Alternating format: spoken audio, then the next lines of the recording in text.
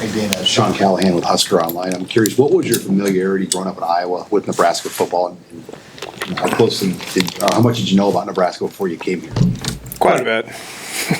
I grew up 30 minutes south of Iowa City, so grew up a fan of theirs, and just obviously being in this part of the country, I knew what Nebraska football was all about, and didn't have any ties to it, but I guess probably the closest thing I could say I did was we took a lot of trips to Colorado, and so we would drive right through here. Just all, a great deal of respect for the program, the history, the tradition, and it's exciting to be a part of it. Just Steve Sipple from Husker Online. Basic question: Why did you want to take this job at this time? I was bored. Great deal of respect for Coach Rule. We visited in December, and I didn't think it was fair to him, me, or the program to do it at that point. I was tired. I'd been through a lot, and just didn't have to do it at that point, and I didn't feel like I was ready to give it my all. I was very grateful to Sonny Dykes and TCU for being a consultant there, which kept me around the game. I was there for I think 3 weeks in camp, and then went on vacation for about 2 weeks. Came back, and I was always there. I was there for 2 weeks, and I was there for 2 games, and I didn't like being a part of the games because I wasn't a part of the games. All right, I was up in the head coach's suite for a game, and I was on the sidelines for a game, and I'm like, yeah, I don't like this part of it. If I don't have any control over it, I don't want to do it. So I would just help prep them in the beginning of the week, and then I'd go do something else. It was fun to kind of go do other things, but I was slated to go back to Fort Worth on Sunday night, and Coach Rule called, and I was like, yeah, he said, let's just come try to figure this out. I need your help. And so I was grateful to him for saying that I needed your help, and so I was like, I think a great deal of him. I think a great deal of this program. So I was excited to jump on it. Rules allow it now. In years past, rules wouldn't have allowed it. So, I just wanted to insert myself and try to help Coach Rule and try to help this football team and try to help this great program. Sam McEwen from the Omaha World-Herald, welcome to Nebraska, Dana. Thank you. Curious about, so you've been here about a week and a half, 2 weeks. What do you think of this group, of this offense? How do you feel like it can get fixed? Because Rule has used that word, fix. And how quickly do you think that can happen? I had no idea what to expect on Saturday. I dove right in, and a week later, he made the announcement. I didn't know what was going to happen in the beginning. I didn't come here with the intention of being the offensive coordinator and the play caller. We didn't know what it was going to look like. He's just like, hurry up and get here, And so I got here and just started digging into it, and I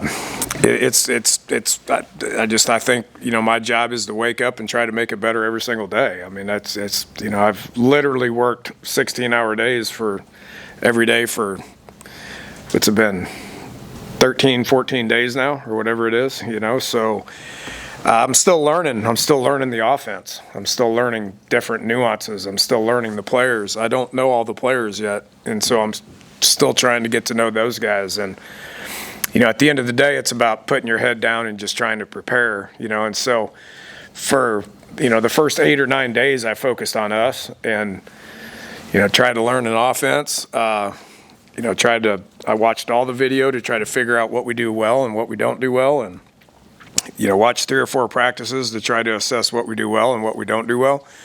And then I turned attention to USC and had to figure that out defensively. And then Sunday, I had to turn our attention to Wisconsin. So there's only so many hours in the day. We just got done with a practice out there, 2.5 hour practice, and I'm about to go get into a room and study the video for the next couple hours, and then turn the attention back to Wisconsin and start watching third down and medium and third down and long and red zone and score zone and goal line. leave here late at night, wake up and do it all over again. So there's a lot of information, a lot of assessing, a lot of, but at the end of the day, it's about trying to get these guys in position to be successful, just whatever we can do to practice, to make people better, to give them the information, to try to get these guys to be in position to be able to be successful this Saturday. I ain't thinking about anything else other than that. I ain't thinking about where we need to go offensively. I'm not thinking about, the University of Iowa the next week. I don't know what December is going to look like. I don't know what January is going to look like. I don't care. 100% of my focus is trying to get our offense better to where we can win against Wisconsin on Saturday. Mitch Sherman from The Athletic. You said when you came, you didn't know if you would end up as the OC and play caller. How long did that process take you during the bye week, and what was that decision like, or conversations like from your perspective? Yeah, Mitch, I got here and I got into a room and started watching video, and Coach sat in there with me for a couple hours, and a couple of the offensive coaches started coming in. They didn't know what was going on, and we didn't know either. We're just like, we just need to try to figure this out. And I think everybody was professional about it. I think we got really good coaches here. All the offensive coaches are coaching hard. Been very impressed with how they're coaching each one of their positions, including Coach Satterfield coaching the tight ends and giving me information on, what this term means, what that term means. I don't remember the timeline as far as when we made that decision. I know, at first I was like, I don't know if I can learn it to call it. Who else can call it? I don't know if I should be. Then I decided, okay, I got it. This probably 3 or 4 days later, I go, okay, I got a handle on it. I think I can do it. He's like, do it. And then a week later, I'm like, geez, I don't know if I should be in the box to call it or on the sidelines to call it. And I think Friday we made the decision. I think, Susan, I told you on Friday that I'm going to go ahead and go downstairs. That's just where I'm comfortable. I haven't been up in the box since 2007. And so I made that decision to do that. And so I don't know the timeline. It was just every day was just something different, and learned more every day, got to know people more every day. The offensive staff continued to work together, and I think we're working together really good right now. Hey, Dana, Brian Christopherson from Husker 24/7. What's been your early impression of Dylan, and how did you feel like the game day operation went with him? I thought everything was really good. I started talking into the mic on Tuesday morning of game week. That's the first time I talked into that thing, and it makes play calling a lot easier. The iPads on the sidelines make play calling easier. And I'd talked to a couple of my just colleagues across the country, and they're all like, they called and they said, so you're going to call it? And I said, yeah. And they're like, well, the technology is going to help you. It's going, I can just look at the paper and I can read from it and talk into it. I used to signal everything myself, and now we got a bunch of signalers, but I don't even pay attention to the signalers because I'm just talking to him the whole time, and he's a very, very, very bright young man. It's just, how is this kid a freshman? Because how can he process all this information as a freshman? He knows the plays, he knows the offense, he knows how to communicate it to the players. I thought the process was really good. We had 2 snap infractions, which, is 100% on the center. He will admit that, okay. But other than that, there was nothing pre-snap. We weren't getting delay of games. We weren't scrambling to get people lined up. I thought it was very efficient. I thought our substitutions on the sidelines were really good. So that was encouraging, and I think it'll all get better. The play on the field needs to get better. The operation, I thought, was fine. So we're not sitting here trying to worry about the operation. We're trying to worry about the play on the field to get better, and that's what we're working on today, just what it looks like out there on the field. Coach Jake Bartecki, NCN TV. I'm curious what your thoughts are on the run game, and if you're seeing potential there to kind of open that up a little bit more. I thought we ran block well on Saturday. They say it's the O-line's best game up front. I thought we played well up front. I can't gauge it on what happened in the first 9 games, but I was pleasantly surprised with our pad level, our toughness. Assignment-wise being good. I thought we had a couple of runs that were good, tough runs that got good, tough yards, but. I know Coach Rule mentioned it yesterday. There's a lot of yards left out there. When I can push the back and there's a hole like this, and the back's not in it, it's discouraging. And so just got to get those guys to open their eyes and trust the blocks and hit it. I thought at halftime I told the running back coach, I was like, they need to hit that thing better because there are some holes there.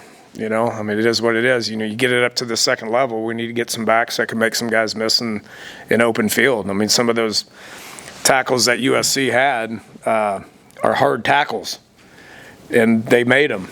So I was pleased with the scheme. I was pleased with what it looked like. We have to get more production.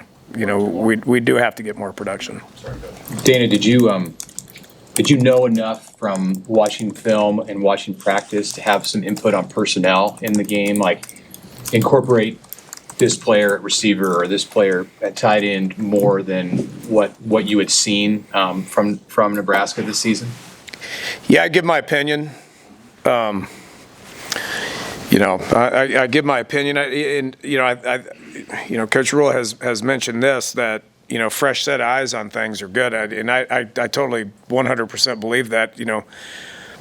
Position coaches get blinded by what they see sometimes based on a whole bunch of different things. And sometimes players, they come in and they get it's fresh set of eyes on it, and some opinions are different than others' opinions. That's what position coaches, they fall in love with specific people and they don't want to give other people chances. That's every position coach across the country falls into that trap. I did too as an assistant, and so I'm constantly looking at it, and I've voiced my opinion.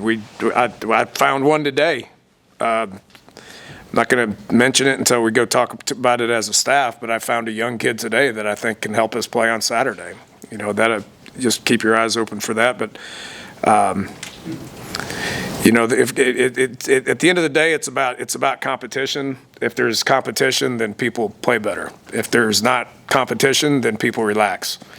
And I think our job as coaches, especially in this situation right now, is for I'll say, look, this is what I see.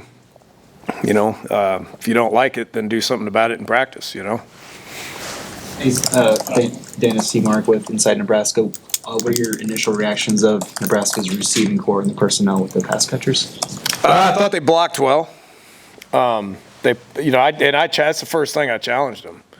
I was like, guys, I said, you guys are fairly big kids. I know 17's not a big kid, but he's a tough kid. But there's some good-sized kids out there.